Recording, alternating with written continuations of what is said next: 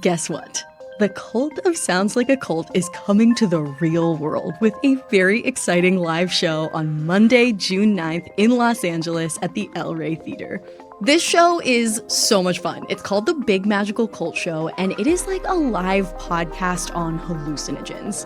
Join us to catch some of the voices that you hear week after week, but matched to their IRL bodies. It's wild as we discuss a very spicy and very timely topic with the help of some live show elements that you just simply could not convey in podcast form, including drag and burlesque performances, custom drinks and merch, a parasocial PowerPoint, audience participation. There's also going to be a meet and greet and a book signing for my second book, Cultish, which is finally coming out in paperback. It is truly so much fun. So come get your cult on at the Big Magical Cult Show on June 9th at the El Rey Theater in Los Angeles. You can find the ticket link at soundslikeacult.com or in the link in bio on our Instagram. Snag your tickets before they sell out, and we so hope you join our cult for a night.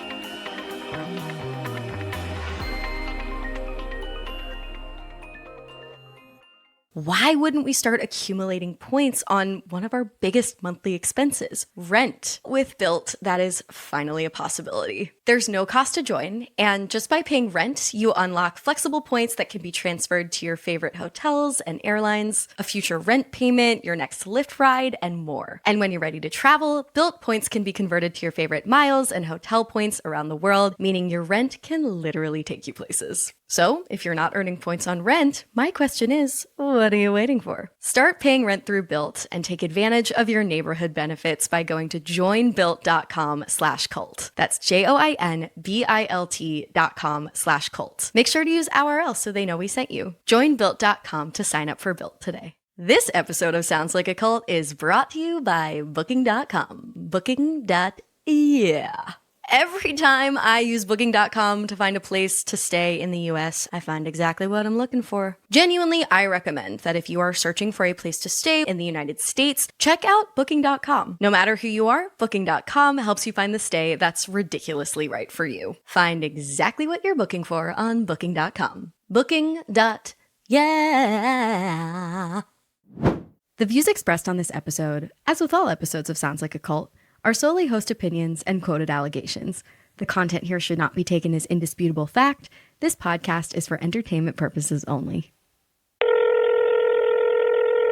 Hey culty hosties, this is Sarah calling from Salt Lake City, Utah. I think the cultiest thing about IKEA is that people will go just for the food, they talk about it like it's the best thing in the world, and it is gross. It tastes like a microwave meal. Hi, Sounds Like a Cult. My name's Elizabeth, and I'm calling from Washington, D.C. The cultiest thing about IKEA is the fact that IKEA is just like Vegas for furniture shopping adults. You cannot tell what time it is. There's literally no signal in the IKEA warehouse, and you can be stuck there for hours. There's even a cafeteria, so you can be there however long you want, and then you won't know how much time has passed and won't hear from people. So you just get stuck in this loop. Honestly, pretty culty. Hi, Sounds Like a Cult. My name is Kira and I'm from Brisbane, Australia. And the cultiest thing about IKEA is that they've gotten rid of all of their customer service helpers and instead it's just AI. They really push for the whole DIY branding. And then if you have any issues with delivery or their products, then they just leave you high and dry. This is Sounds Like a Cult, a show about the modern-day cults we all follow. I'm your host, Amanda Montel, author of the book Cultish, out in paperback May 27th. And I'm Reese Oliver, your co-host and Sounds Like a Cult's coordinator. Every week on this show, we discuss a different fanatical fringe group or guru from the cultural zeitgeist, from Elon Musk to Trader Joe's. That is the full range, to try and answer the big question. This group sounds like a cult, but is it really?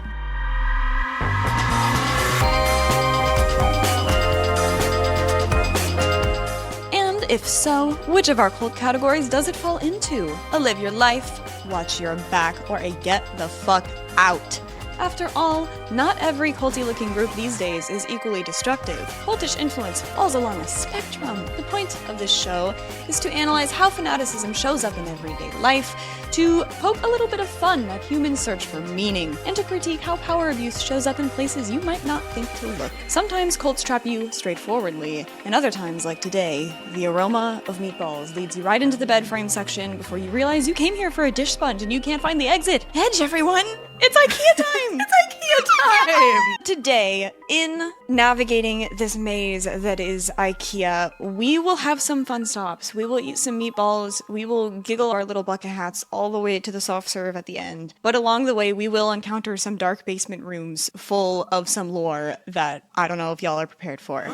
Yeah, y'all, this episode goes to places I could have never predicted. We are seriously going there today. I don't even know if you're ready to find out the truth about how culty IKEA really is. And to help us assemble today's very sturdy and very Swedish episode is none other than Morgan Absher of the Two Hot Takes podcast. Welcome, Morgan. Hello, thanks for having me. I'm so glad you're here. Could you actually introduce your show before we get into it to the listeners? Yeah, so my podcast is called Two Hot Takes. I read crazy Reddit stories, which Reddit, that's another cult for another day. But I try to stick to the relationship advice subreddit, the AITA, people questioning if they're wrong or not. And then, we get into some weird messed up stories, but we dive in there every week. And Reddit is, as you guys know, it's crazy. It is.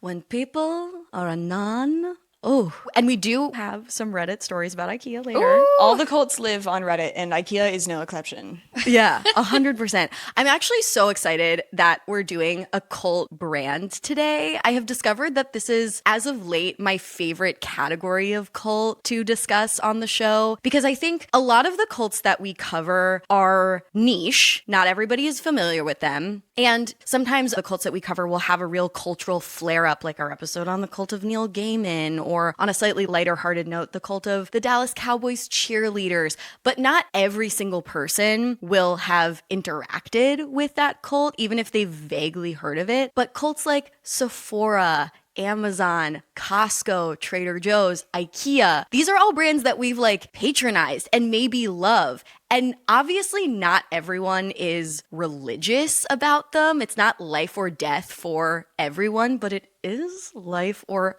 actually death, foreshadowing, for some people. But I'm curious, Morgan, what is your relationship to the cult of IKEA, and why did you want to be a guest on this topic? I love IKEA. I wore blue in honor of my favorite place to eat meatballs. Honestly, I feel like IKEA was a lot of people's first experience of going out on your own when you go to college and you're buying furniture and choosing what you're putting in your space. I feel like everyone has had a Kallax at one point in their life, the square organizer cube thing. So I started at college and I was 2 hours away from my closest IKEA. So it was a big experience going to IKEA and picking everything out. But I go there now probably once every other week to have meatballs. Oh my God. Yeah. Are you a family member?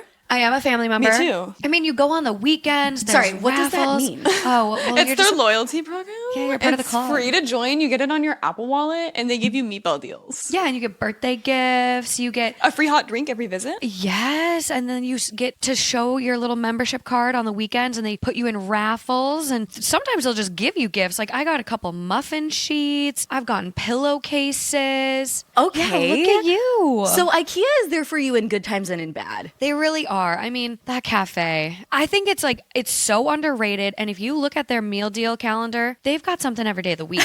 So it is an actual affordable place to go eat. It's become our date night spot. Okay, so it's a good date. IKEA is a great underrated date. It's the day of the middle class people. Okay, wait. So then I have a question for both of you. You're participating in the culture of IKEA. It's so much more than a furniture store, obviously. What do you think makes it a cult, in scare quotes, so to speak, though? An ideology, a belief system, an experience, a lifestyle? There's clearly a lot of psychology behind IKEA. Like you go in the store, you're trapped in. Luckily, the cafe, you can go up an escalator at my store and you're right there in the cafe and you can go down the escalator to leave. Like you don't have to go through the store to get to the cafe, but there's clearly some darker things of IKEA that they want to keep you trapped in there and buying their stuff. So I fully recognize it's there, but I'm maybe a little blissfully unaware as I eat my plant balls. Oh, are you getting vegan balls? The plant balls are life-changing. They're better than any of the meat ones. They're so good. You get the mashed tip. potatoes, cranberries, and peas vibes. That sounds amazing. Also, I just have to pause. I love how you say my store. Yeah. Like you're like, oh, at my church, we do it this way.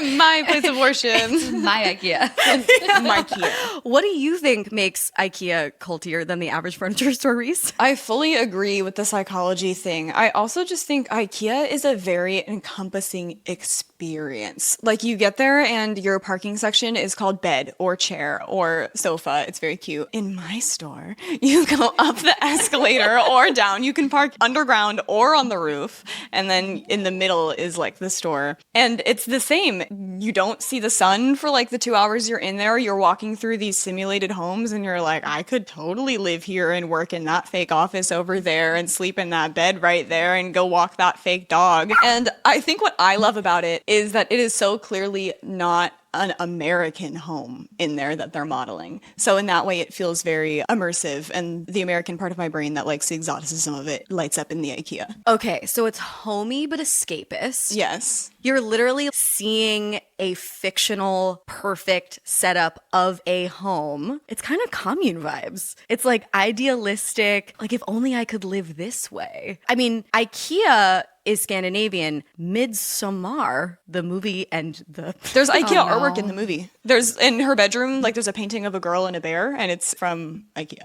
Okay, the Venn diagram. It's a circle. Oh, no. It's a circle. That's why I love IKEA so much. Yeah.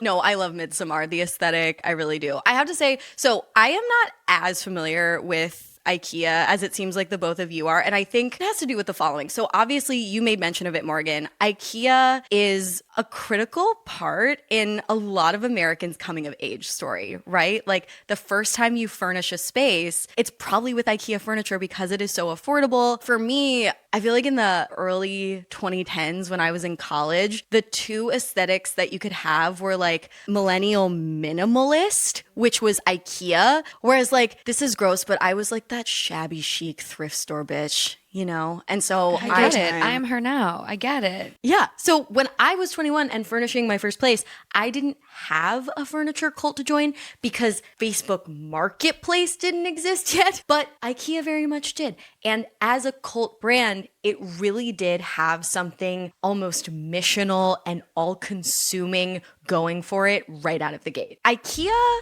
has a philosophy, and it's very transparent about that. The IKEA philosophy is as follows. Quote, "We bring the IKEA brand to millions of homes, offering well-designed, functional, durable, affordable, and sustainable home furnishing solutions to people with big dreams and thin wallets. We're curious about the world around us and want to make a positive difference in people's lives." I'm in. Say less. Hedge. Give me a meatball. Big dreams and thin wallets? I think that speaks to a lot of people. Yeah. Yeah. So we want to get a little bit into the IKEA lore because any cult brand has lore, it leans into it, and it's part of the world building. So from IKEA's Our History page, it says, oh, and I'm going to struggle through all of these Swedish pronunciations today. Like, please forgive me. Feel free to correct me, Swedish culties. But apparently the founder, Ingvar Kamprad, founded IKEA in 1943 at the age of 17, selling goods like pens and wallets. Fun fact, IKEA is an acronym. Only the true followers and acolytes really know. It stands for Ingvar Kamprad Elmtärd Angunaren.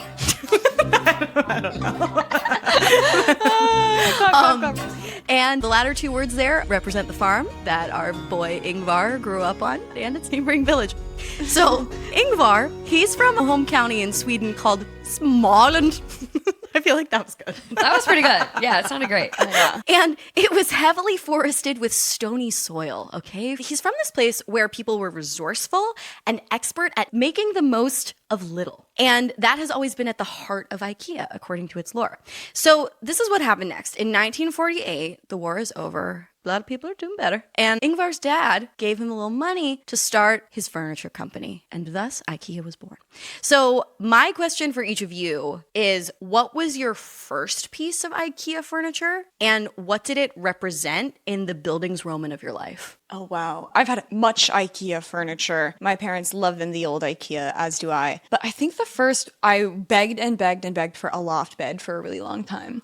And my beautiful, wonderful mother bought me one, and she built it with her own two hands. I think she built me that when I was going into middle school. So yeah, very transitional time in my life. I got a new little bedroom set. We were moving at the time. It was definitely like moving forward. And, you know, I got on my bed that night and I was a little scared that I would fall. But, you know, it represented the love that my mother had put into that bed for me. That's huge. And that was my indoctrination. Okay, yeah. No, honestly, like a potentially dangerous bed made safe by your mom? That's meaningful.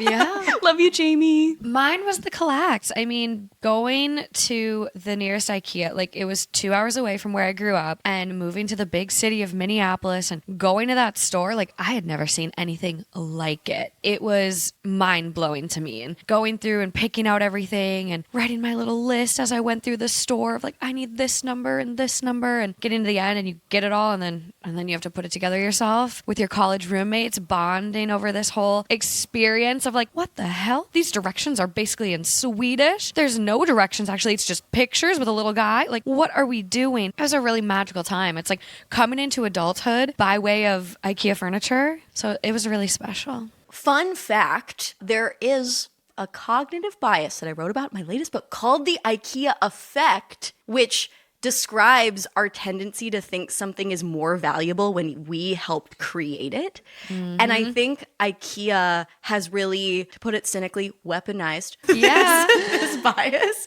because Lord knows they don't have to leave the furniture in that flat packaging. But it's not only more affordable for them just to like sell essentially wholesale furniture, they also know that when people build the furniture themselves, they're going to look at that shitty Pöang chair. Oh, the Pöang.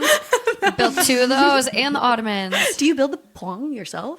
Yeah. Oh, you do? Yeah. I had one of these. So when you get that fucking chair and you like look at it in the corner of your first ever studio apartment or whatever, you're like, I fucking built that and it's the most beautiful thing I've ever seen. And like an all-knowing, mysterious, and firm-handed leader, IKEA made that happen for you. Also, to get conspiracy theorist with it, I do wonder if from a brand strategy standpoint, they know that people building it themselves are more likely to ignore the instructions and mess things up. And thus, if it's a little fucked up, they can't really return it because they know it's their fault. I'm going to go against you there. IKEA's got a great return policy. Do they? Maybe I just don't return anything You get a full 365 days to return something there. Wow. That's beautiful. Yeah, and if you have your family account, you don't need to hold on to that receipt. They can look you up. And then it goes back to the as-is room so it doesn't get wasted. It gets sold to someone else at an even cheaper cost because it's used. That's actually very special. Then. Wait, let me go back. The loyalty program is called the Family Plan? Yes. Of course it is. Yes, girl. IKEA family. Because they,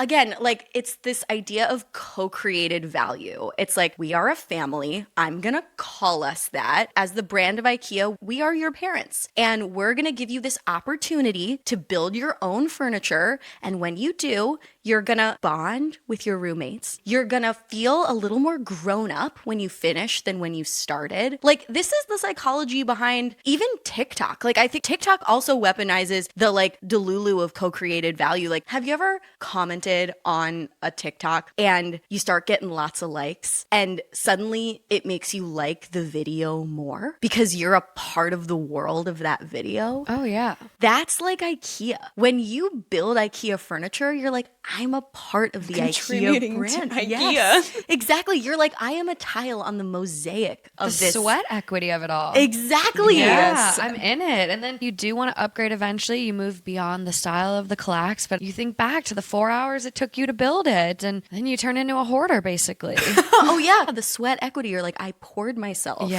into this deeply underwhelming looking piece of furniture. Yeah, I've got a Kallax at my dad's place. I'm fully moved out now, and it's been there for 8 years, and he's trying to get rid of it, and I cry a little every time. I'm like, no, just keep it. It's fine. Why would you be so wasteful? Attention renters, you have got to start taking advantage of Bilt. So many of us rack up points on groceries, travel, and everything else we buy. So why wouldn't we start accumulating points on one of our biggest monthly expenses, rent? With Bilt, that is finally a possibility. There's no cost to join, and just by paying rent, you unlock flexible points that can be transferred to your favorite hotels and airlines, a future rent payment, your next Lyft ride, and more. When you pay rent through Bilt, you unlock 2 powerful benefits. First, you earn one of the industry's most valuable points on rent every month. No matter where you live or who your landlord is, your rent now works for you. Second, you get access to exclusive neighborhood benefits in your city. Bilt's neighborhood benefits are things like extra points on dining out, complimentary post-workout shakes, free mats or towels at your favorite fitness studios, and unique experiences that only Bilt members can access. And when you're ready to travel, Bilt points can be converted to your favorite miles and hotel points around the world, meaning your rent can literally take you places. So, if you're not earning points on rent, my question is, what are you waiting for? Start paying rent through Bilt and take advantage of your neighborhood benefits by going to joinbilt.com/cult. That's joinbilt.com/cult. Make sure to use OurL so they know we sent you. Joinbilt.com to sign up for Bilt today. This episode of Sounds Like a Cult is brought to you by Booking.com. Booking.yeah.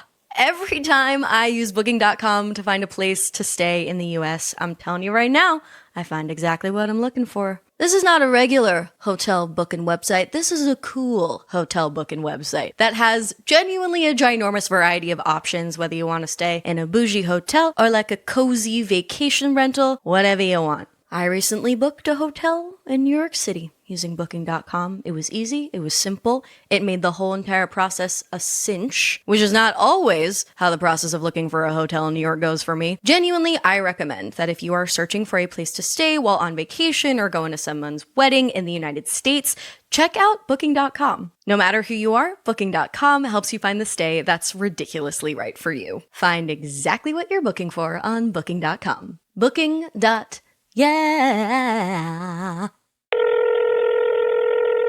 Hi, this is Liz from Fort Lauderdale, and I'm calling in about what I think are some of the cultiest aspects of IKEA. For those that don't live near an IKEA, it's this monolith of particle board possibility with meatballs on the side. It's a blue, mysterious wonderland that you can take home in the trunk of your car. The first time I stepped into an IKEA, it felt like I was part of some new group of enlightened furniture shoppers. Like I now had the secrets to building everything I wanted in life. IKEA is also super ubiquitous. I think my favorite one is IKEA Heights, which is a 2009 YouTube soap opera that someone shot in their local IKEA without permission from the brand. There's also a Tumblr account that used to exist that would take screenshots of adult films and highlight and link to the IKEA furniture that happened to be in the background of those shots. Hi, my name is Madeline. I'm calling from North Carolina, and one of the cultiest things about IKEA to me is you have to travel so far sometimes to go to an IKEA. Like I have to go several hours away, and I get that it's supposed to be kind of like a Swedish design, but the designs just seem kind of bland and the quality kind of meh for how much it takes to get to an IKEA. For some people, I just don't get the appeal. It seems kind of culty. So you're obviously aware of the psychology at play, but what keeps you attached to IKEA even though you know it's playing tricks on you? I mean, it's so easy. It's so simple. It's so accessible. I think affordability, too, is a big part of it. Like when I needed chairs for my podcast studio and I didn't have a lot of money, like going to IKEA and going through the as-is room and maybe getting a Pöang chair for $60. Like it's so easy. And then knowing it holds up. I mean, they've got experiments going on in their store with the chair where they've got a little machine pushing on the chair to simulate someone sitting on it, and they have a big plaque that says like, this chair, you can sit in it 60,000 times or whatever it is. Like, don't quote me there, but it makes you look and you're like, oh, high quality and cheap cost down. I think what is so enrapturing about IKEA, as well as providing a product that will always be needed by tons of people, they really prioritize the customer experience. And that is something that they really get into once you dig deeper into their very explicitly stated values. As they have stated on their website, IKEA operates using the concept of democratic design, which was established at the Milan Furniture Fair in 1995, which aims to evenly weigh the factors of price, function, form, quality, and sustainability. IKEA as a brand claims to be like very morally and ethically driven. They have a page on their website which outlines their vision, business idea, and their values. All of these are separate things. Are you following along? And those values are togetherness, caring for people and planet, cost consciousness, simplicity, renew and improve, different with a meaning, give and take responsibility, and lead by example. It's all very esoteric for a furniture store. It seems like it shouldn't be this spiritual, but also that's very foreign in American consumer culture. And I think it makes you feel really cared for as a customer, and that's rare. That's such a good point. Yeah, I feel like a lot of really popular cult followed brands in the US right now in 2025 try to distract you with flashiness away from the fact that they operate in a morally and ethically reprehensible fashion. It's like, who can really escape the cult of Amazon these days? If you're a makeup lover, it can be tough to skirt the cult of Sephora. And at the same time, from what I've learned of like millennial consumer habits, we want the brands we patronize to say something about our ethics. And that's why there is like so much fraught discourse about what it means about you if you are an Amazon Prime member, knowing everything that we know about Amazon and Bezos and the way that he operates his business. And it's like, you know, Tesla is obviously the most extreme example of that. Like, what does it say about you if you're a Tesla owner? Do you find that the ethics of a brand are important to Gen Z?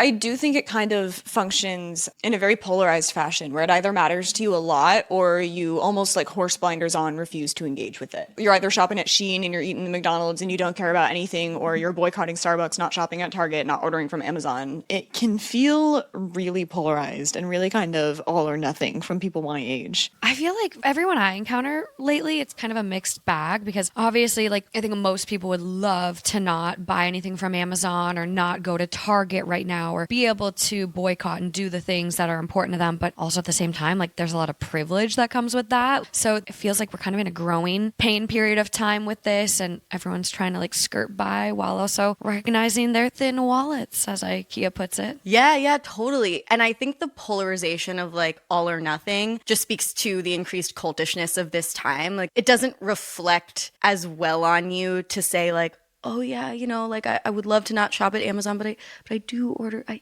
do order something sometimes. I'm not all in on it, but I do order something sometimes. I don't know. We're living in a time where I think people want you to say, I stand for this, or I absolutely do not. Yeah. And that reminds me of the thought terminating cliche that gets tossed around. There's no ethical consumption under capitalism. Mm-hmm. You know, like people will say that to defend one mode of consumption. And there are, you know, so many things that people say to defend more ethical, sustainable, whatever. But I think IKEA has this like glow around it because it does seem to care about being simple, renewable, responsible. And again, it's not American. So we're like, oh, if I could just leave this culture behind. Yeah. What if I lived in a communalist country? The escapism of it all. Like, I think that's a part of the draw, too, for Americans. Building on some of IKEA's world building, it's time for another fun fact. So all IKEA products, some of you IKEA family members out there might know this one, all IKEA products are named after real Swedish words, and what kind of Swedish word they are basically varies depending on what kind of furniture it is. So like outdoor furniture pieces are all named after different Scandinavian islands. All of their different linens are named after different flowers and plants and things. So this is due to our boy Ingvar. He had some dyslexia, or I think you would probably call it dyscalculia nowadays, which made numerical product codes difficult for him to read. So thus he came up with this naming system so he could find his own products. And now IKEA lovers can like personify and commune around their Billy bookcases. It's so genius because it makes it way easier to talk about products online. Yeah. Like you can form fandoms for like your Kallax, like you've been saying. Like everybody has their favorite piece. The personalization does draw you in too. Oh, for sure. You're like, wait, no, my Billy bookcase, like It's my Billy. it's mine. Yeah, versus like, oh, 10,001. Exactly. You are more drawn in. That's no one to me. Yeah, exactly. No, it makes it so much more personal, and there's an attachment there. Yeah. So let's talk a little bit more about the affordability aspect, because that cannot be discounted as an ingredient in this cult followed mix. Ingvar was always a proponent for good quality at a low price, accessibility, and quality at the same time. In a 1948 IKEA catalog, it said the following, quote, "Our low prices, by far the lowest in the land, are possible thanks to a high turnover, direct delivery from the factory, and very low overheads." Moving right along in history, in 1953, IKEA finally adopted its iconic flat pack shipping, which existed but wasn't popular in Sweden until Ingvar adopted it for his company. Self-built furniture kind of took off at this point, and as a byproduct of the IKEA effect, building IKEA furniture can feel ritualistic and give the builder a greater sense of ownership over an attachment to their new table or whatever fucking loft bed. If you're really ambitious. Morgan, how do you think the DIY aspect help IKEA identify its target demographic of cult followers? Honestly, it's just the social connectedness. Like we all want to feel like we're a part of this in-group or feel connected and close with loved ones, friends. We're just looking to connect with people. It goes back to this rat park theory. Have you ever heard that? No. Oh my gosh, it's this study they did with rats, and they gave rats drugs, okay? And Fun. they separated What them. kind? I feel like it was cocaine water, but again, don't quote me. And so they separated these rats and put them in these little bins, and like they gave them free access to drug water. The rats that were in these bins by themselves would use drugs a lot. But then they put the rats together, still gave them the drug water, but then gave them like little park slides to go on and buddies. They stopped using the drugs. So it's like this overall saying of like we're all just looking to be connected and feel like we're included in something. And I think it oddly gives us that. Yeah, totally. Because, like, everyone needs furniture. I know some minimalist out there would argue with that, but like a pillow on the floor is fine. Yeah, I know, a little poof. No, we all need furniture. And living in these like ever lonely, disconnected times, if a furniture brand, again, something we all need, is offering not only a chair, but an opportunity to like build something with your friends and have an experience and eat some plant balls, that's definitely going to appeal to young people who are just getting on their feet. Or now that I think about it, my IKEA era was not when I first started college and was getting shit on Craigslist. It was after I went through a breakup when I was in my mid-20s. It's a transitional period store. Yeah. The liminal space. So it also helped heal you. No, honestly. Yeah. Because it was like rebirth, renewal, and it was affordable. I was 25. I was single for the first time in my adult life. I had just been through this like harrowing separation. A lot of the furniture from our shared apartment was gone. Yeah. And like I needed some new shit. I needed a lamp. And you know what? The sleek aesthetic of IKEA represented that like blank slate of my new life. Ooh. We are all born again in this IKEA. Look at that. Yeah, that's how it felt. Getting in a little bit more to the customer cultishness of IKEA, what are some of the cultiest shopping behaviors you as a family member have exhibited yourself or have witnessed from other IKEA diehards you know of? Honestly, I feel like the only thing I've seen there is people trying to fight over the bamboo Tupperware lids. Wait, what do you mean fight? Like they sell out. So like if you see a couple lids left, I've had people literally like budge in front, like grab the last lid. If you don't have the IKEA food storage containers, you're missing out. It's all glass with a bamboo lid, no plastic. It's magical. Contributing to the Great problem. seal. Contributing to the Great problem. seal. Keeps food fresh. But they sell out in stores a lot of times. So like I had someone try to fight me for the last lid. What was the profile of this person?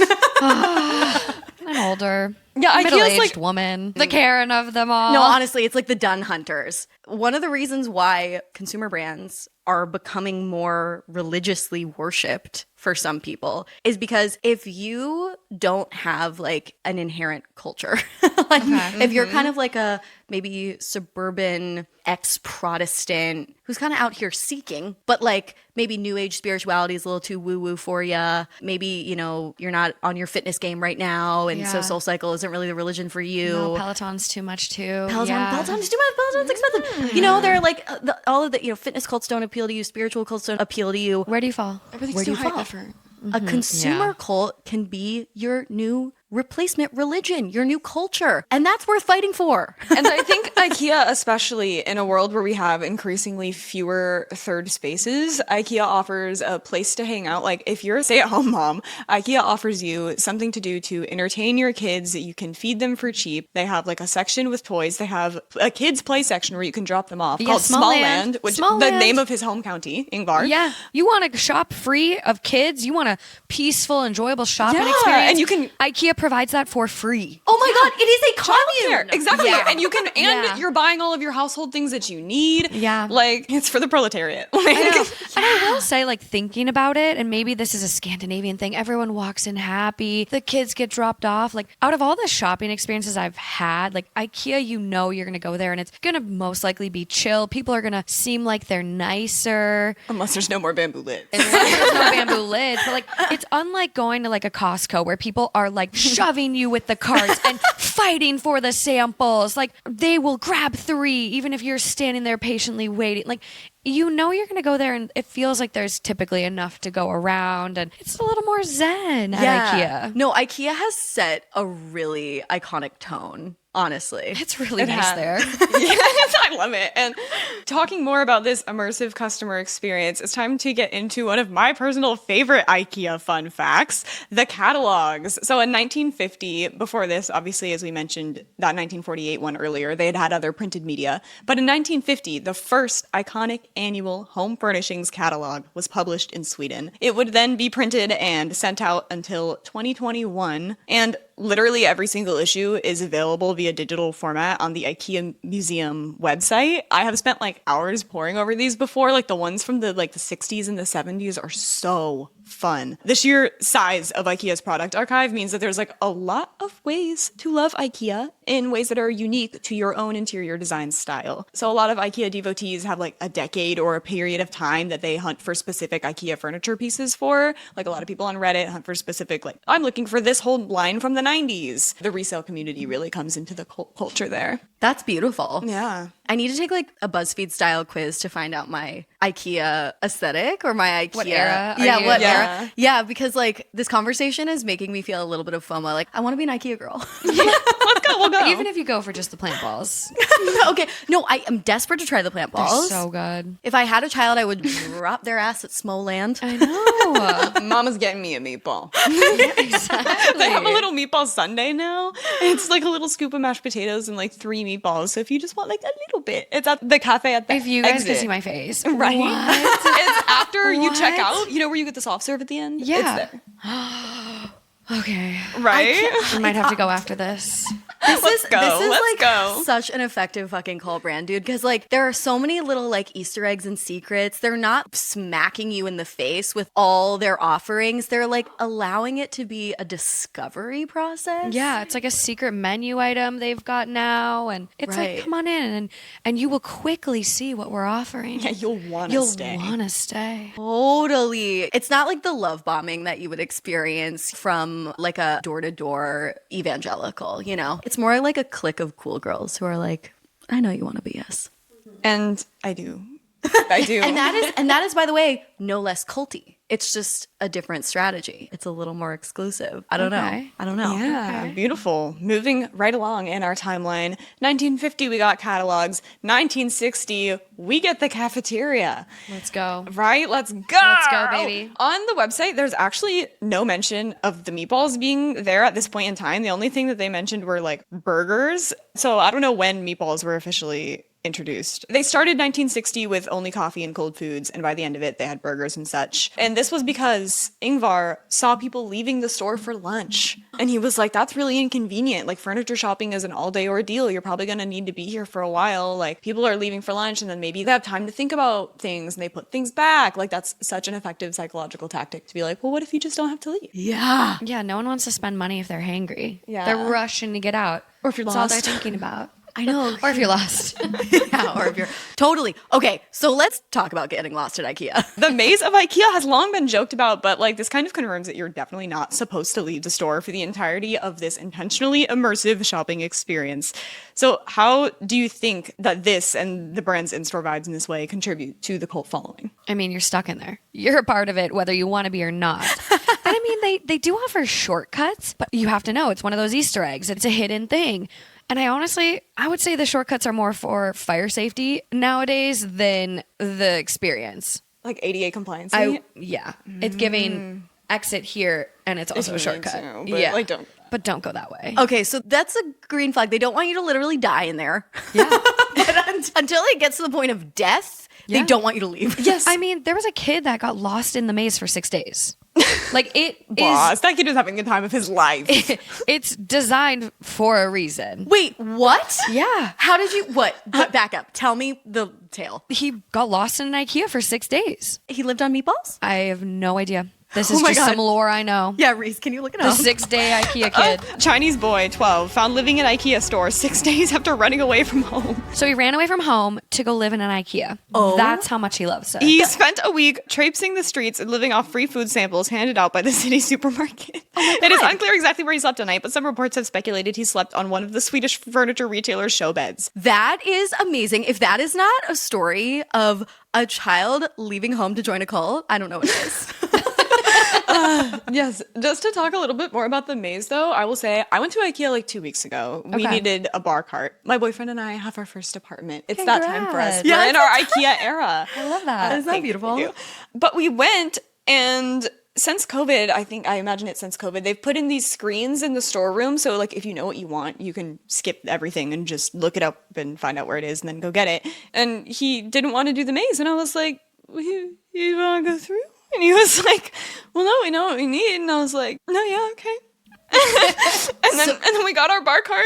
Oh, we did get meatballs first, though. We did. Okay. But like, I God. like the maze. You felt like you were missing a part of the experience? Yeah, it didn't feel complete. That's how I feel too, even if I'm like going to the as-is room because I want to see if they have like some decorations for my podcast studio. What is the as-is room? So it's where returns go, or like slightly chipped items, or maybe the paint scratched or whatever, or overstock. They had just way too much and they're trying to clearance it out. At the end of the store, so it is by checkout or returns, there's an as-is room. Everything's super discounted, and this is why they have their 1-year return policy. It is impulse buy, but I will actually start there now. See if what I want is there, and if not, then I go through the store. But I do have to go through the maze, like even if I know what I want. I like going through and getting ideas. Yeah. Seeing how things are arranged, seeing how they're decorating, or like maybe there's a linen that, I want to refresh, and what does it look good with? Like it just does enhance the experience going through. Okay, so I have to ask, how much of your decor, what percentage do you think is IKEA?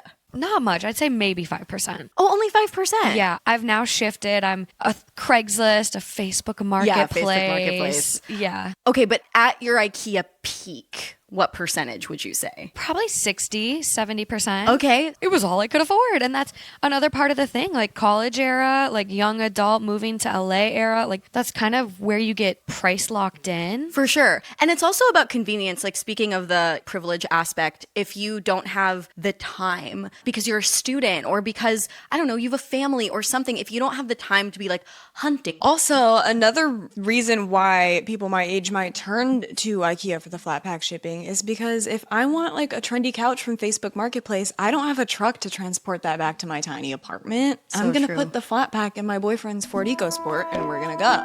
That's such a good point. Totally. This podcast is brought to you by Squarespace. Squarespace is the #1 website platform for building a beautiful website, for establishing an online presence that makes you look professional and polished and creative. Whether this is your first ever website or you're like a seasoned entrepreneur, Squarespace has the tools that can help you not only build a beautiful looking website, but engage with your audience and sell anything from products to content to even your valuable time. Thanks to Squarespace's design intelligence, you can harness 2 decades of industry-leading design expertise with cutting-edge AI technology to make the most creative-looking website you can imagine. And if you're trying to sell things on your website, Squarespace Payments makes that incredibly easy. You just get set up with a few simple clicks, and then your customers can pay using so many different easy options. You can even sell content on a Squarespace website. So if you have a course that you want to make or are selling design templates or something like that, you can slap them behind a paywall and then people can sign up for a subscription, or you can charge a one-time fee. I personally use Squarespace. Soundslikeacult.com is a Squarespace website, and I'm pretty sure I set it up in 30 minutes. It was really that easy. Head to squarespace.com for a free trial, and when you're ready to launch, go to squarespace.com/cult to save 10% off your first purchase of a website or domain. Hi, Sounds Like a Cult. My name is Holly. I'm from Massachusetts, and the cultiest thing about IKEA has to be the fact that there is a whole section at the end of the warehouse for refrigerated and frozen foods. So if in the middle of your trip you decided to go to the cafeteria and eat a plate of Swedish meatballs and gravy, well, guess what? Right before you leave, you can then buy like a 5-pound bag of frozen meatballs and a bunch of gravy packets and everything from chocolate bars to jars of lingonberry sauce to bottles of sparkling pear juice. And then you can continue to pretend that you're eating at the IKEA cafeteria for weeks on end at home. Hi, my name's Jen. I'm calling from Winnipeg, Manitoba, and I think my cultiest experience with IKEA is when I was gifted a lamp in my early 20s, and I was told by the person who gave it to me that only IKEA light bulbs are compatible with IKEA lamps. So they gave me a few extra along with the gift, and I just accepted that as fact. It sounded completely true. And it wasn't until a few years later, I was running errands with a friend and mentioned, oh, we need to stop at IKEA to get light bulbs. And they told me that actually, no, you can just use any light bulb with them.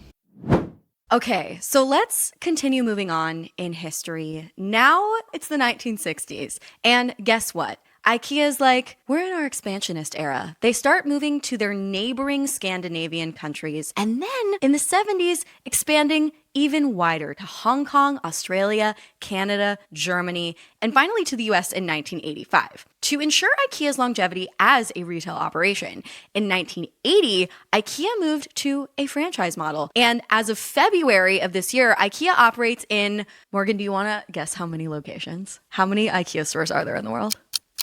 I don't know, 400? You're joking. What? How There's many are there? 418. Shut up. You are 100%. How do you know that? IKEA is literally in your spirit. You know it so well. Yeah, I mean, I am Finnish, but I know some Finnish people are like, no, we're not Scandinavian, but, we're neighbors. I'm close to the motherland. Wow. It really goes to show, the girl builds the IKEA, but the IKEA, it also builds the girl. Oh my God. That is so good. That's like a JFK, ask not what your country can do for you, but what you can do for your IKEA. Exactly. Okay, yes. So you're quite right, Morgan. IKEA operates in 418 locations across 63 markets. Here comes another fun fact. Before 1983, IKEA's colors were not blue and yellow. These are obviously the colors of the Swedish flag. But finally, when it became this international sensation, they wanted to educate the world about what Sweden could be at its best. They changed their colors to blue and yellow. And obviously, as we've been mentioning so much throughout this episode, the sort of escapist, Midsommar-esque Scandinavian allure is part of what makes IKEA so special and a cult brand. So yeah, let's move into a last bit of lore before we get into some worst case culty scenarios. Oh gosh. So it is time to get into our first little Reddit excerpt.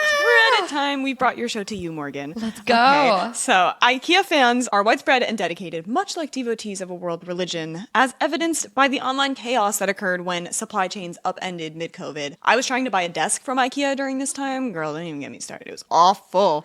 From the IKEA Reddit, r/IKEA mods took to reporting statuses on stock of beloved items like Kallax drawers for customers online because like the IKEA faculty were not able to keep up with the demand. So this post from user r/DK2802. Many of you are looking to purchase Kallax drawer units and are frustrated that they are low in stock in many areas. This year they have sold much higher than anticipated, and they are also due to be replaced with new versions in April 2021. Stock levels on the outgoing versions may not improve before they're discontinued, so please be patient and understand that this is why you're not seeing them replenished as frequently. So yes, lots of issues, and I love the community care aspect of all of these people being like, no, my neighbors deserve to know when they're getting their bookshelves. Yeah. I find that so wholesome. I actually went through this. So we redid our house kitchen and we fully did an IKEA kitchen because it was so affordable. Like, Yeah. it was like a $60,000 difference. Whoa. Going IKEA versus a local company here in LA. Yeah. And a lot of our kitchen stuff was out of stock. And like, we were like debating driving like 6 hours to the next nearest IKEA to get it. And it was because of people posting like quantities and what they had in their stores. So I went through this. It is very Cult of Trader Joe's-esque, you know? Like, there are so many secret Facebook groups where people are exchanging information about like where you can get XYZ limited edition holiday offering at a certain time of year when it's sold out here. And like, obviously the difference in price and difference in need is larger with IKEA because like, feel free to debate me, you don't really need cacio e pepe gnocchi. I mean, I actually do, but like,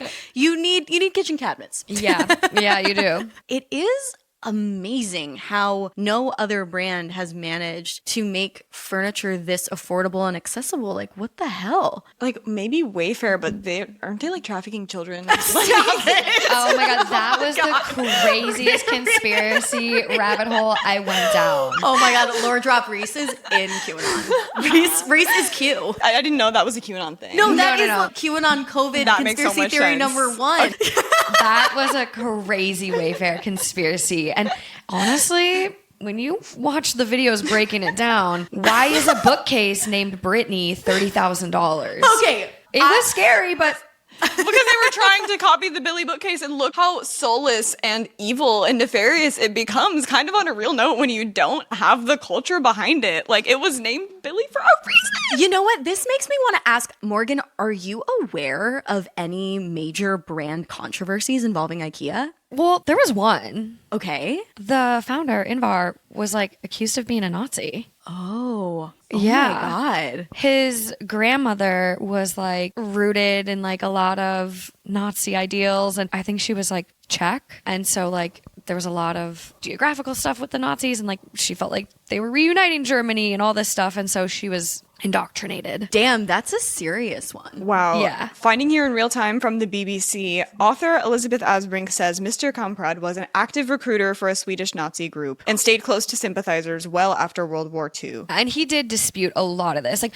I feel like, you know, kind of as a Jew, like you're kind of tied into like, you know, Walt Disney didn't really like us. Like, Yeah, you kind that of for hear, sure. Like, Yeah. as like growing up, you kind of hear stuff like that. Yeah. But he did really dispute it. Like, that wasn't me. Yeah. And now he says, the Swedish billionaire has said his involvement was youthful stupidity and the greatest mistake of his life. Kamprad has attributed his early sympathies to Nazism with his upbringing, saying he was greatly influenced by his grandmother, a native of the current Czech Republic region of Bohemia, who introduced him to Nazi propaganda magazines at an early age. Holy shit. Propaganda, man. Because, like, clearly you read the IKEA philosophy, and this is not a man that sounds like a Nazi. Like, this communalist culture we've been talking about this whole time. Oh my God. Yeah. So the idea, I guess, like the narrative is that he distanced himself from this. He deeply regrets it. Yeah. And I mean, I think it's hard because like a lot of Europe didn't really know what Hitler was about until like obviously the horrendous travesties of the Holocaust like came to light. Right. But this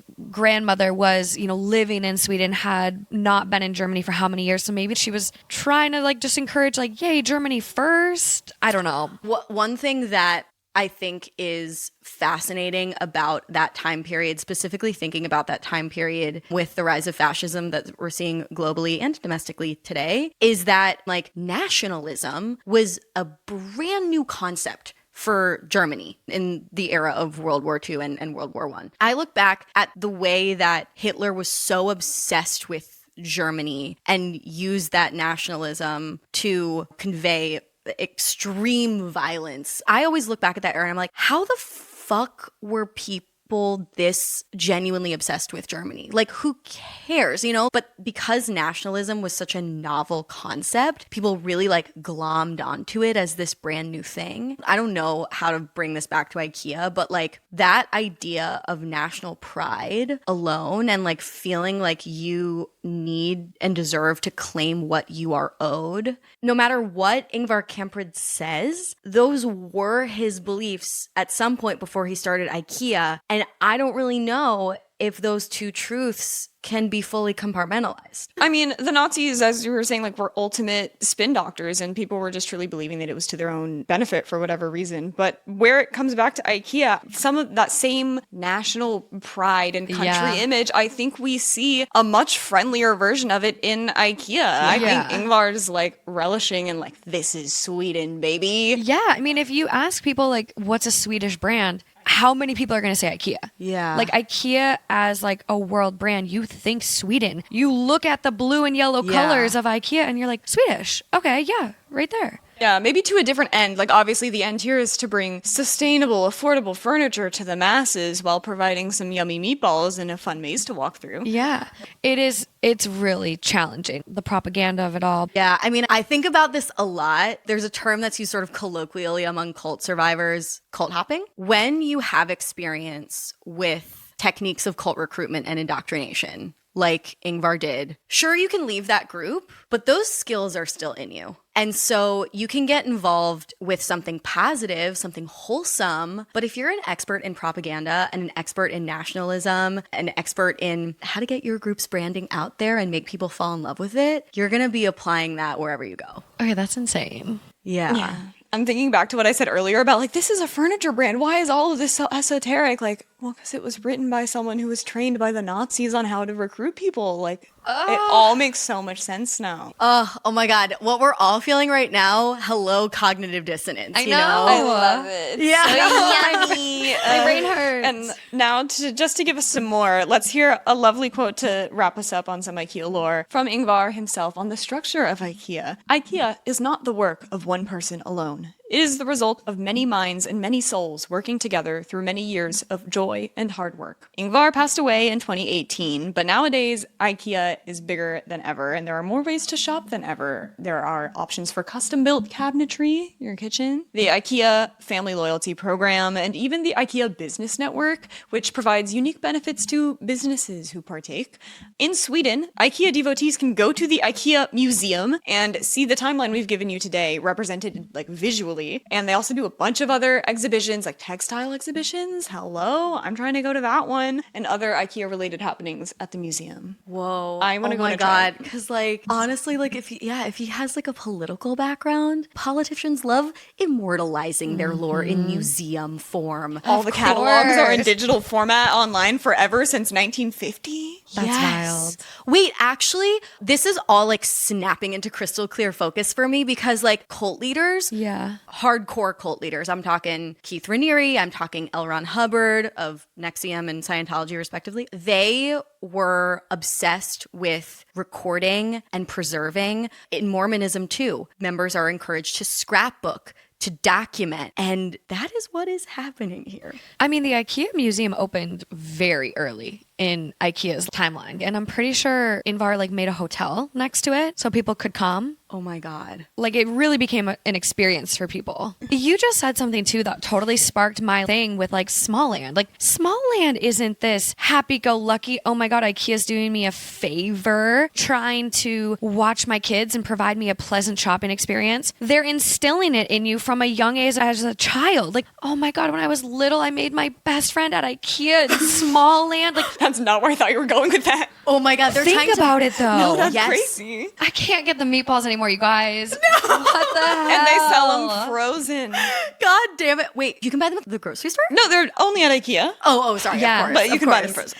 It is And a the closed gravy. cult You can get the system. gravy. You can get the gravy, too. the lingonberries, you can get it all. The cookies. That the is- chocolate. That is the danger of this podcast is we like ruin everything We love. ruin everything, and then it's also like new thing to love. Yeah. Well, this is why we have our 3 cult categories, and we're going to get to them at the end. We'll get to our verdict. But you're so right. Like, to look at it from a new angle, they're trying to get people to baptize their kids in the holy water of IKEA. Damn. One of my childhood best friends had a younger sister who carried around this panda stuffed animal religiously, as many children do. And I'm realizing now it's from IKEA. They still sell that exact same one. The shark has a cult following. The shark, the shark. Blahaj, whatever his name Blahaj, is. He whatever, Yeah, there's yeah. a little. The IKEA stuffed toys are very popular. I just came across this on a Reddit story. Yeah, like the a shark. parent threw away his kid's shark. It was really bad. Yeah, no, there's a lot of cult followings on their stuffies. But they sell the same ones for like ever, which is, I mean, you know, it gets damaged, you can replace it. There's like an heirloom quality. The same as the furniture, you know, you can buy the same piece you had in the 90s. Like, Yeah.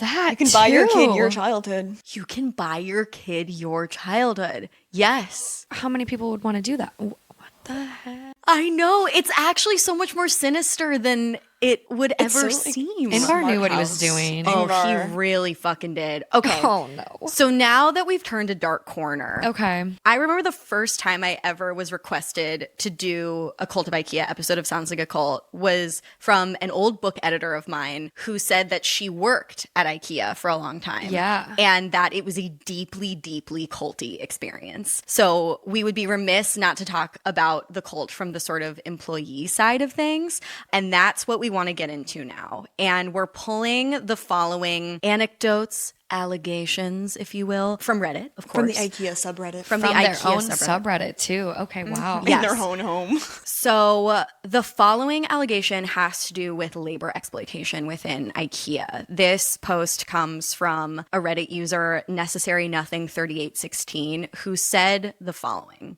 I work at an IKEA in Europe in the night shift goods replenishment department. Recently, the automated warehouse started operating, which has resulted in us receiving nearly double the amount of goods. There are nights when only 4 to 5 people handle all of this. 2 to 3 are filing and replenishing the automated warehouse, 2 are sorting. The amount of work compared to the number of people is kind of insane. Sometimes we work with half the number of people that should be doing this amount of work. And a comment said, yeah, this is how IKEA is now. They push way too much on coworkers and never have enough coworkers. I work in recovery, which has the same sort of issues. Once the greatest place to work in recovery, now the worst place. LOL. In the end, always say something. Even though IKEA doesn't care about us, now that Ingvar is gone. So Ooh. this is another reason, I guess, why Reddit is cool is that like if you are currently in a cult or working for a cult followed brand and you want to say something, but you fear retaliation or you feel losing your job, you can do that on Reddit. So I guess it is a good place for like former cult followers to go or current cult followers who want to express grievances without consequences. And this comment about like IKEA doesn't care about us now that Ingvar is gone really shows how like he was not just a founder, he was a figurehead. He was cult worshipped. He really did treat people like family. Like if you look at kind of the history when he first started, I think he hired 8 employees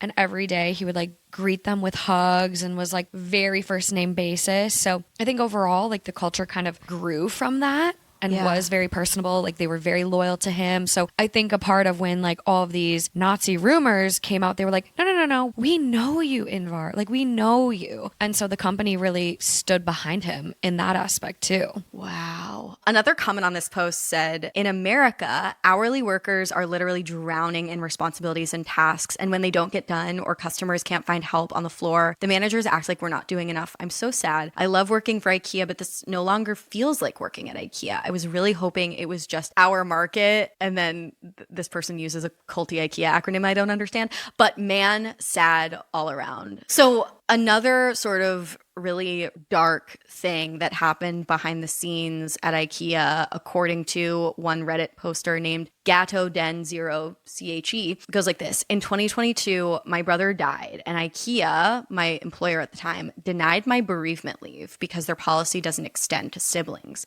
I then posted to this subreddit to expose their policy, for which I was fired for posting on Reddit. Maybe it's against employment agreements. Yeah, like if you had something up that was identifiable and like when your bosses saw that you were talking shit online, that's not good. No. Oh my God. I mean, there is some on the subreddit too that like you wonder if it's a plant where like people are like, well, my IKEA store is great. We're unionized at my franchise location. So you wonder too, like the good stuff you see on the subreddit, like how moderated is it? Whoa. Because all these subs, especially if it's a sub that the brand itself is moderating, like this all could be very curated. Yeah.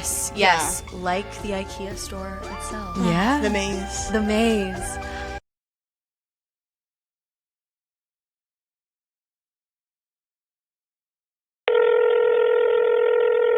Hi, my name's Jen. I'm calling from Winnipeg, Manitoba, and I think my cultiest experience with IKEA is when I was gifted a lamp in my early 20s, and I was told by the person who gave it to me that only IKEA light bulbs are compatible with IKEA lamps. So they gave me a few extra along with the gift, and I just accepted that as fact. It sounded completely true. And it wasn't until a few years later I was running errands with a friend and mentioned, oh, we need to stop at IKEA to get light bulbs. And they told me that actually, no, you can just use any light bulb with them. This is Molly calling from the Bay Area in California, and I think the cultiest thing about IKEA is definitely the cafeteria. I love the IKEA cafeteria. Full disclosure, I go there for lunch. If I'm in the area, they entice you with their friends and family free coffee, and it's really hard to leave the store without walking through, at the very least, the marketplace. And they really do make the cafeteria like part of the experience. I can't think of another store or company where I willingly go just for the food, even though that is not the main purpose that people go to that store. Our family even has friends that go to IKEA every Sunday for breakfast. So we've explored the like unexpectedly grotesque corners of the cult of IKEA. I'm like sitting here in shock. I'm having an epiphany, and now I'm like, I can never eat the meatballs the same way. We spent like the first half of this discussion just like I was so happy. I was so pumped. Having the best time. I'm like, yay, IKEA. And then this dark history comes back in my head. I'm like, oh, wait, what the fuck? It's No. bananas. I did not expect this today. But anyway, what a great time, true to the sounds like a cult tone, to transition into a game. Let's do it. So credit where credit was due. Reese formulated this entire game today. So this is Would You Rather IKEA edition. So in our culty version of Would You Rather, every proposed scenario is either something you would encounter as an IKEA cult follower or something you might encounter as a devotee of another cult that we have covered on the show at some point in time. Okay. Would you rather build your apartment's worth of IKEA furniture without instructions, or get all of your furniture from the cult of TJ Maxx, braving the cult of Ray Dunn hunters? Oh, I got a lot of stuff in my house, but TJ Maxx is a toss-up, so I think I'm building. Yeah. No instructions. You trust your skills at this point? Oh, I'm very handy. I am a DIY queen. I have power tools. I'm locked and loaded. Rock solid, baby. Okay, next would you rather? Would you rather only eat plant balls for the rest of your life or only eat Costco pizza for the rest of your Plant balls, hands down. Plant balls. She is in. Every time. Okay, would you rather live in a simulated IKEA model floor plan or have a mommy vlogger following you constantly? Mommy vlogger. Explain. The simulated IKEA floor plan. It's giving Truman Show. Yeah. And I'm like, mommy vlogger. Oh, You're like basically your own mommy vlogger Exactly. at this point. yeah, I'm like, I don't know. I'm like, it might be nice to have someone else make my content for me. Maybe That's when you know you're in the cult of media, when you're like, can I just actually have a mom? I'm actually like, looking for a producer right This is now. how cults are formed. I would give up control willingly. Yes. Oh my God. Completely. Very good point. Okay. Would you rather have to have an IKEA furniture product in every room of your living space or always have a Glossier product on? Glossier's got good lip gloss. I mean, I could suffer with that. I'd go Glossier. Honestly, same. I figured, yeah, because skincare counts, I think. Yeah. Also, you can just like make Glossier your signature fragrance. Wear that every day. Ooh.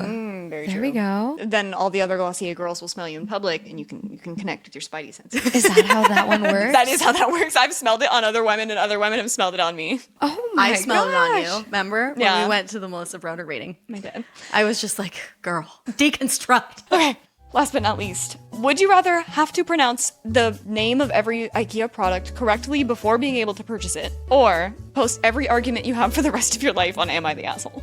Oh, I would learn how to pronounce those names real fast. It would be like an episode of Family Guy. Haven't you heard him like try to pronounce stuff? No. Oh yeah, I'd be like Fika, Fika, Huga, Higa, Higgy. Like I was gonna I'd get say, with like, it. Their sales would plummet. another Yeah. part of the IKEA immersive experience is like they're really inviting you to delude yourself into thinking you speak Swedish. Oh, yeah. Yeah. Well, it's like a theme park. It's like, let's pretend we're Swedish for a day. The meatballs with the little flag that Yeah. you get in Oh them. my God, the nationalism again. I know. It didn't click when I was there, but now that I'm here, It's a cold. Yeah, there used to be a tiny Scandinavian themed theme park in my region called Scandia. Anyone who's been to Scandia, y'all remember. But now that that's gone, IKEA is kind of the only hallmark of Scandinavian culture I feel like we have in America. Probably put that amusement park out of business. it probably did. Small land is free. Small end is free. Scandia was not. No, wow.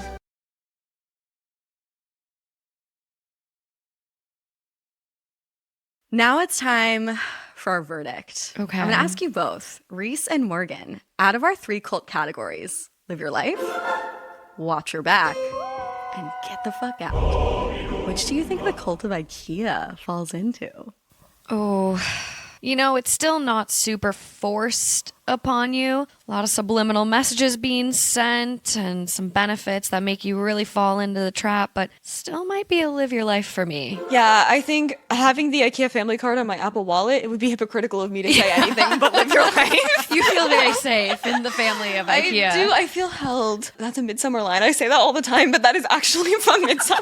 I feel very I feel held. held by IKEA. I feel held by Ingvar and the meatballs. I think honestly, not to like operate like a cult leader myself, but I think any IKEA fan should listen to this episode. Yes. Yeah. Because like becoming as aware as we can of the history and psychological tactics of the brands we patronize is becoming ever important in these increasingly culty times. And I am like so shook by this lore. And it's definitely, you know, before we got to this backstory, you saw me, I was about to like spill my blood for IKEA. I wanted in. And now I'm like, I don't know. I'm going to be more cautious. Are you a watch your backer? It maybe is teetering up against watch your back. Ooh. A little bit.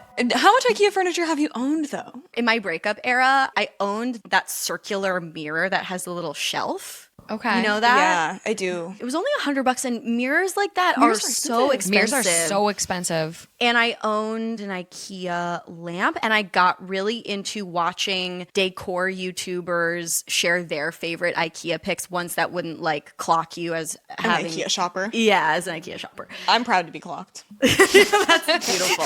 Well, you're a cult member. So I definitely have patronized the brand. It's definitely meant something to me. Now I'm realizing, but it's not a full-blown watch your back, but it is creeping up against it. Yeah. Know your enemy a little bit. Know what the maze is. Know the IKEA effect. And just be a little careful. Yeah. Oh my God, Morgan, thank you so much for going there with us on this episode of Sounds Like a Cult. If folks want to keep up with you and your work, where can they find you? 2 hot takes on everything. I've got a new true crime podcast coming called Clues, but just tune in to 2 hot takes to see it all. Amazing. Thank you guys for having me, though. Yay! Of course. Well, that is our show. Thank you so much for listening. Stick around for a new cult next week. But in the meantime, stay culty. But not too culty.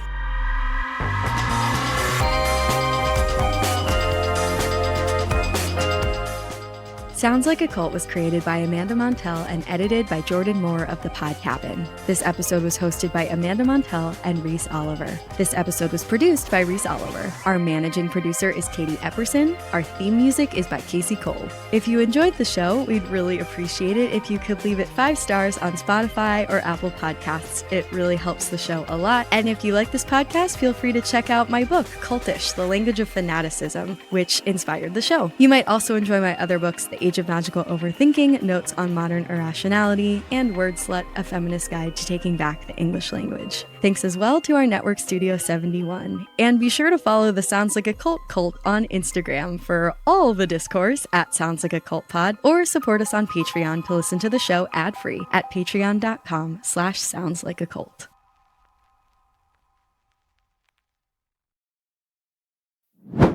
This podcast is brought to you by Squarespace. Squarespace has the tools that can help you not only build a beautiful looking website, but engage with your audience and sell anything from products to content to even your valuable time. Thanks to Squarespace's design intelligence, you can harness 2 decades of industry-leading design expertise with cutting-edge AI technology. And if you're trying to sell things on your website, Squarespace Payments makes that incredibly easy. You can even sell content on a Squarespace website. People can sign up for a subscription, or you can charge a one-time fee. Soundslikeacult.com is a Squarespace website, and I'm pretty sure I set it up in 30 minutes. Head to squarespace.com for a free trial, and when you're ready to launch, go to squarespace.com/cult to save 10% off your first purchase of a website or domain. This episode of Sounds Like a Cult is brought to you by Booking.com. Booking.yeah. Every time I use Booking.com to find a place to stay in the US, I find exactly what I'm looking for. Genuinely, I recommend that if you are searching for a place to stay in the United States, check out Booking.com. No matter who you are, Booking.com helps you find the stay that's ridiculously right for you. Find exactly what you're looking for on Booking.com. Booking.yeah.